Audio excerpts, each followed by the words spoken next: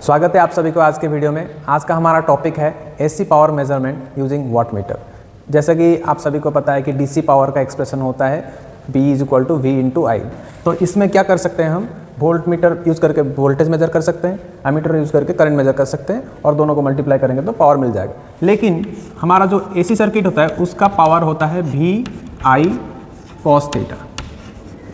यहाँ पे हम वोल्टेज मेजर कर सकते हैं, करंट मेजर कर सकते हैं, लेकिन पावर फैक्टर मेजर करने के लिए हमें दूसरा इंस्ट्रूमेंट का ज़रूरत होता है। तो पावर फैक्टर मीटर से भी कर सकते हैं, डायरेक्टली हम वाट मीटर से डायरेक्ट पावर भी मेजर कर सकते हैं। तो ये हमेशा हमारे लिए इजी होता है कि एक वाट मीटर हम यूज़ करें और डायरेक्टली हमको ये पावर मिल जाएगा। VI और पावर फैक्टर अलग अलग मेजर करना ज़रूरी नहीं है और डायरेक्टली हमको ये पावर मिल जाएगा। तो ये जो वाट मीटर है, watt meter basically AC power measurement करने के लिए यूज़ होता है। उससे हम डीसी पावर भी मेजर कर सकते हैं, लेकिन वो यूज़ ज़्यादा नहीं होता है। इस मेथड से, वोल्ट मीटर एमीटर मेथड से हम डीसी पावर का मेजरमेंट कर सकते हैं।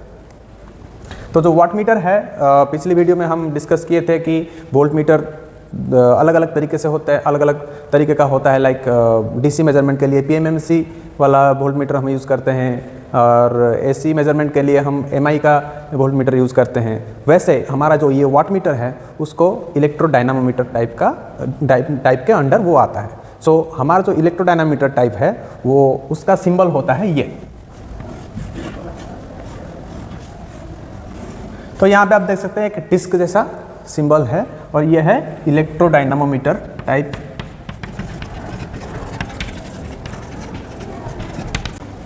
तो जो भी वाट मीटर हम देखेंगे, हर एक वाट मीटर के अंदर ये सिंबल ज़रूर होगा। जैसे वोल्ट मीटर में हम देखे थे कि अलग अलग तरह का सिंबल होता है। PMMC का अलग सिंबल है, MI का अलग सिंबल है, लेकिन जो वाट मीटर बनता है वो सिर्फ इस टाइप का इंस्ट्रूमेंट होता है और हर वाट मीटर के अंदर आप यही सिंबल पाएंगे।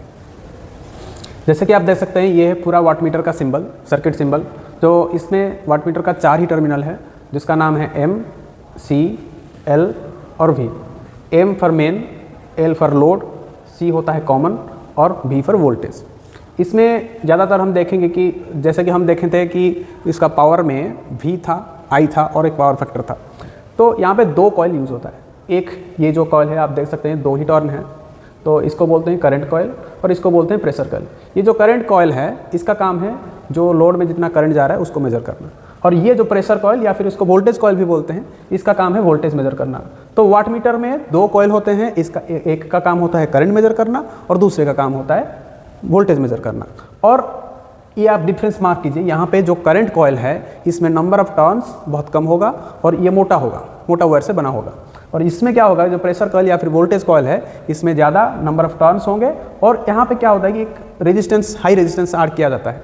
जैसे हमारा वोल्ट मीटर में होता है कि एक कॉइल के साथ हाई रेजिस्टेंस ऐड किया जाता है। तो मतलब इसमें वोल्टेज मेजरमेंट कॉइल में करंट को रिड्यूस करने के लिए, तो यहाँ भी ऐसा एक रेजिस्टेंस ऐड किया जाता है पैरेलल में।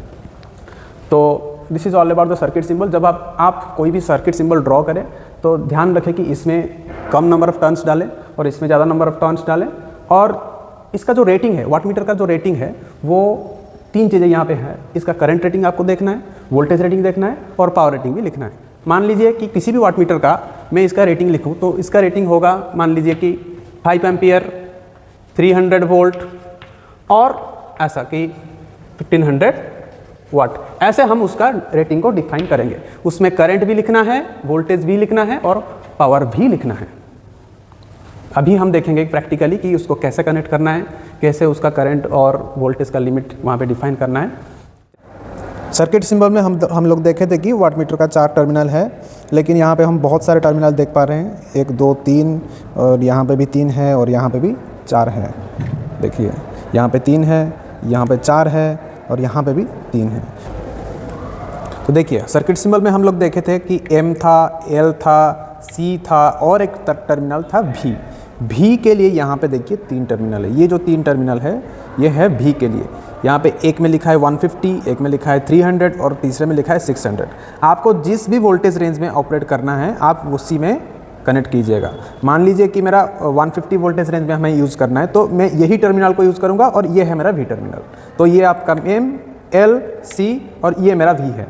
अगर आपको 300 वोल्ट के रेंज में यूज़ करना है तो आपका M, L, C और ये होगा V। ऐसे अगर आपको 600 में करना है तो ये होगा आपका। तो फिर ये 4 क्या है, ये 4 क्या है, तो उसके लिए हमें इसका ये वाला पार्ट देखना है। देखिए यहाँ पे इसका दिया है, इसका नाम, ये जो 4 टर्मिनल देख रहे हैं ना, उसका नाम होता है B1, B2, E1, E2, ऐसे करके 4 टर्मिनल है। तो यहाँ पे देखिए लिखा है for 5 ampere join B1 and B2, for 10 ampere join E1, B2 and B2, E1। सो ये जो है वाटमीटर, ये बेसिकली 2 रेंज में आता है करंट का। यहाँ पे 2 रेंज है, एक है 5 एम्पियर रेंज, दूसरा है 10 एम्पियर रेंज। अगर इस वाटमीटर को आप 5 एम्पियर रेंज में यूज़ करना चाहते हैं तो क्या करना है आपको, जॉइन B1, B2 लिखा हुआ है, जॉइन B1, B2। तो यहाँ पे देखिए यह है B1, यह है B2 और उसको जॉइन कर दिया गया है। अगर आपको 10 एम्पियर रेंज में यूज़ करना है तो क्या करना है, B1, E2 और E1, B2 को जॉइन करना है। तो क्या करना है, आपको इसको खोल के ऐसे जॉइन कर देना है।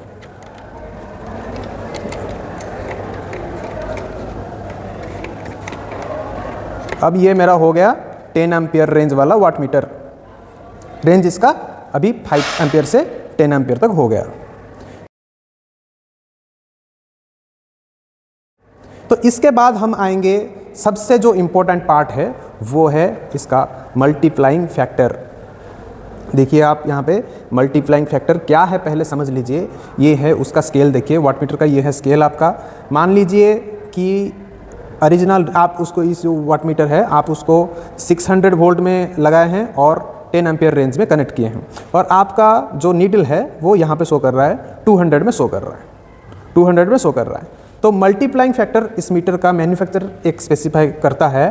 तो आपको जो ओरिजिनल रीडिंग है, ओरिजिनल जो पावर कंज्यूम्ड है, उसको अगर जानना है तो जितना रीडिंग आपको शो कर रहा है उससे आपको मल्टीप्लाइंग फैक्टर मल्टीप्लाई करना पड़ेगा। मान लीजिए यहाँ पे 200 आपका ओरिजिनल रीडिंग आ रहा है और मल्टीप्लाइंग फैक्टर आपका 8 है, तो आपको क्या करना है कि 200 में 8 मल्टीप्लाई करना है और आंसर होगा 1600, और वो है आपका ओरिजिनल जो पावर जो कंज्यूम हो रहा है वो है 1600, नहीं 200 नहीं है, 200 इंटू मल्टीप्लाइंग फैक्टर। हर एक केस में आपको जितना भी मल्टीप्लाइंग फैक्टर होगा आपको उसको मल्टीप्लाई करना होगा, जितना रीडिंग दिखा रहा है उससे मल्टीप्लाइंग फैक्टर मल्टीप्लाई करना होगा। तो मल्टीप्लाइंग फैक्टर कैसे पहचानें, देखिए आप, हम यहाँ पे डिस्कस कर चुके हैं कि ये जो वाटमीटर है वो करंट का 2 रेंज है, 5 एम्पियर रेंज में यूज़ कर सकते हैं, 10 एम्पियर रेंज में भी यूज़ कर सकते हैं। तो वोल्टेज का भी मैं आपको बताया कि यहाँ पे 3 रेंज है, 150 वोल्ट का है, 300 का है, 600 का है।